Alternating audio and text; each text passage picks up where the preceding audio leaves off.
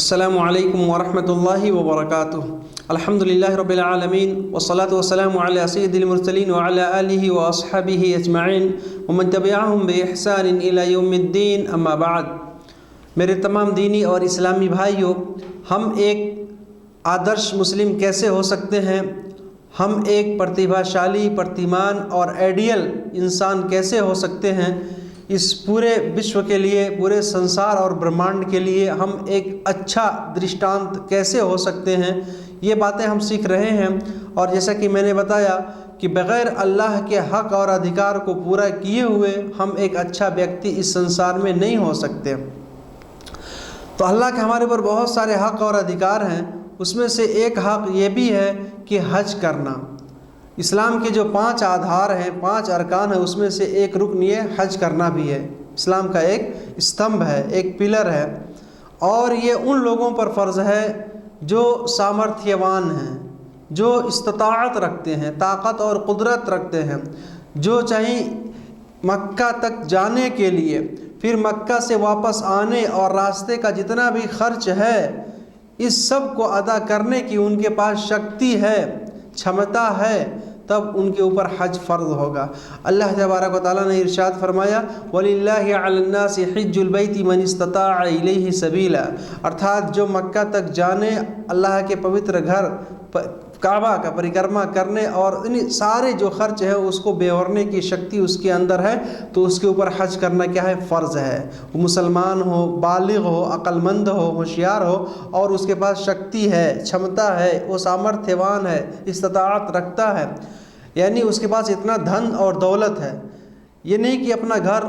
بیچ کے اپنے بچوں کو فقیر بنا کے بھوکا چھوڑ کے حج کرنے چلا جائے، نہیں، بلکہ اپنا جو اصل خرچہ ہے اس کو ادا کرنے کے بعد اگر اس کے پاس مال اور دولت ہے جس سے وہ مکہ تک جا سکتا ہے، آ سکتا ہے، تو اس کے اوپر حج کرنا یہ فرض ہوگا۔ اگر نہیں کرے گا تو گنہگار ہوگا، اگر نہیں کرے گا تو گنہگار ہوگا۔ میرے بھائیو، حج کرنے کی بھی بڑی فضیلت ہے، اور حج کرنے سے ہم ایک اچھا ویکتی ہو سکتے ہیں، کیونکہ حج میں ایسے اعمال ہوتے ہیں، ایسے لوگوں سے ہماری ملاقات ہوتی ہے، جس سے کیا ہے کہ ہمارے اندر ایک پریرنا آتی ہے، شکتی آتی ہے، ہم کو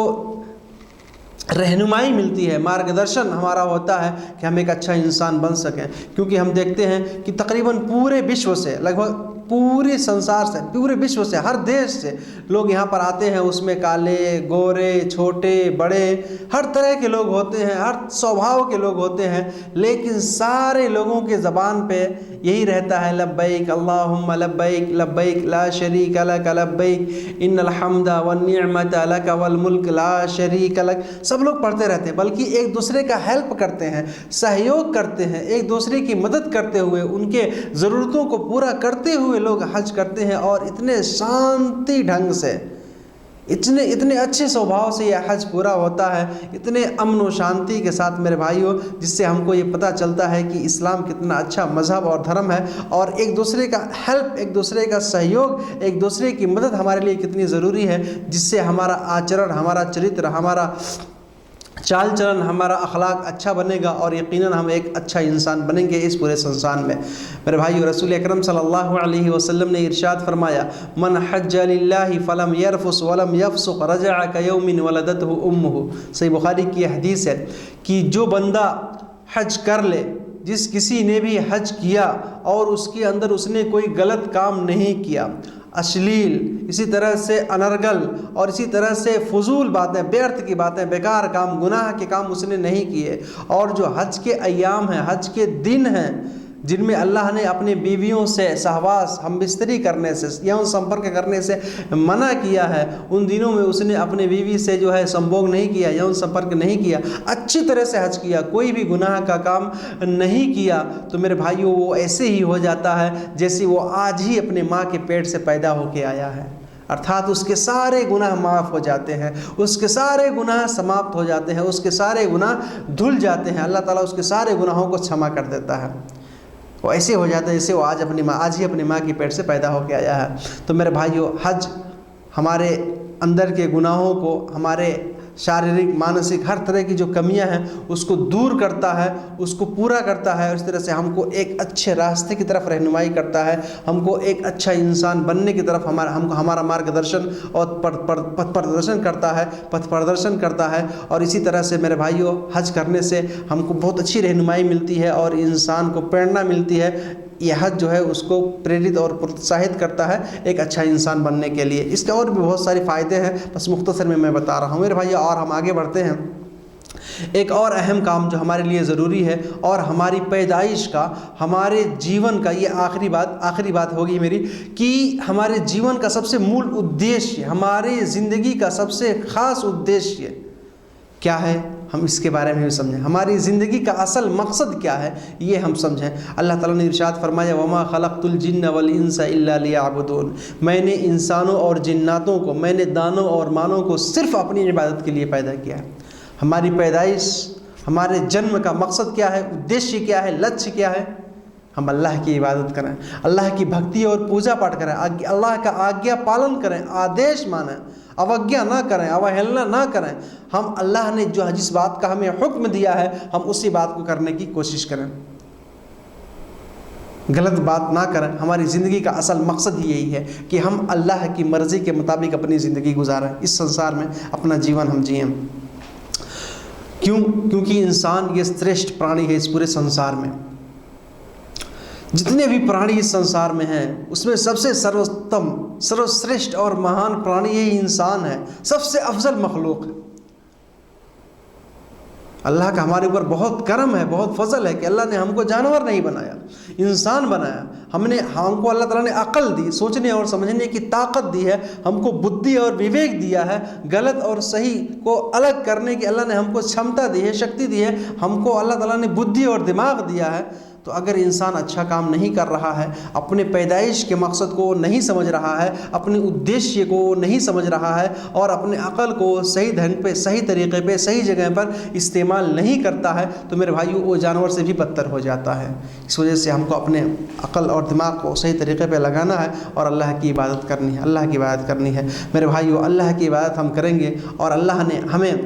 جو شاستر، جو گرنتھ عطا کیا ہے قرآن کریم، اس میں اللہ کی معرفت ہے، اللہ کی پہچان ہے۔ ہم قرآن بھی پڑھیں، قرآن پڑھتے رہیں گے تو ہم کو اللہ کی پہچان ہوگی۔ ہم قرآن پڑھیں گے، قرآن سیکھیں گے تو میرے بھائیو اس میں کیا ہے، اللہ رب العالمین نے ہمارے لیے زندگی جینے کا طریقہ، ہمارا پورا سنویدھان اس کے اندر موجود ہے، اور جو انسان قرآن کے مطابق زندگی گزارے گا وہ دنیا کے اندر بھی سب سے بہتر انسان ہوگا اور آخرت کے اندر بھی وہ کامیاب ہوگا، وہ سفل ہو جائے گا۔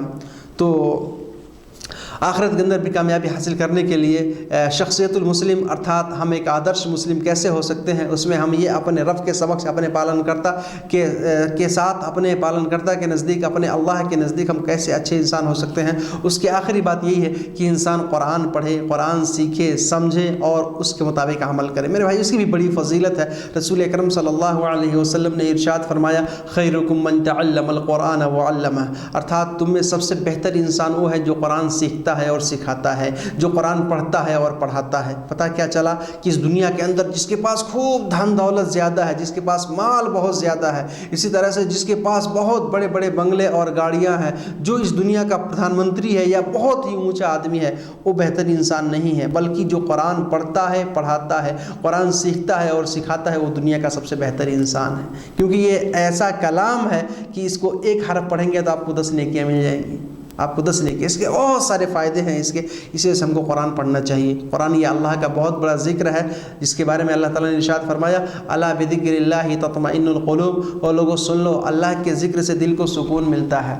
قرآن پڑھنے سے دل کو سکون ملتا ہے۔ اسی طرح سے اللہ کا ذکر کرنے سے، اللہ نے ہمیں کیا باتیں بتائی ہیں اس کے بارے میں چرچا کرنے سے دل کو سکون ملتا ہے، ہمارا ایمان تازہ ہوتا ہے، ہمارے ایمان میں بڑھوتری ہوتی ہے، اور ہم انشاءاللہ ہر طرح سے اس میں کامیاب ہو جائیں گے۔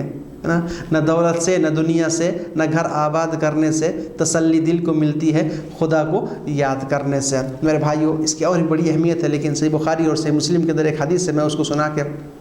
اپنی بات کو سمیٹنا چاہتا ہوں۔ رسول اکرم صلی اللہ علیہ وسلم نے ارشاد فرمایا کہ ایک مومن، ایک مسلم، ایک سداچاری ویکتی جو قرآن پڑھتا ہے، اس کی مثال ایک سنترے، چکوترا ایک پھل ہوتا ہے سنترے کی طرح سے، اس کی مثال ایسے ہی ہے کہ اس کے اندر خوشبو بھی ہوتی ہے اور اس کا سواد بھی اچھا ہوتا ہے، اس کا مزہ بھی بہت اچھا ہوتا ہے۔ اور اسی طرح سے فرمایا کہ جو مسلم بندہ قرآن نہیں پڑھتا ہے اس کی مثال کھجور کی طرح سے ہے۔ کھجور کے اندر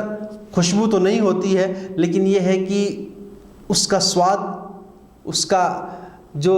ٹیسٹ ہے وہ بڑا اچھا ہوتا ہے، بڑا لذیذ ہوتا ہے، اس کا مزہ بڑا اچھا ہوتا ہے کھجور کا۔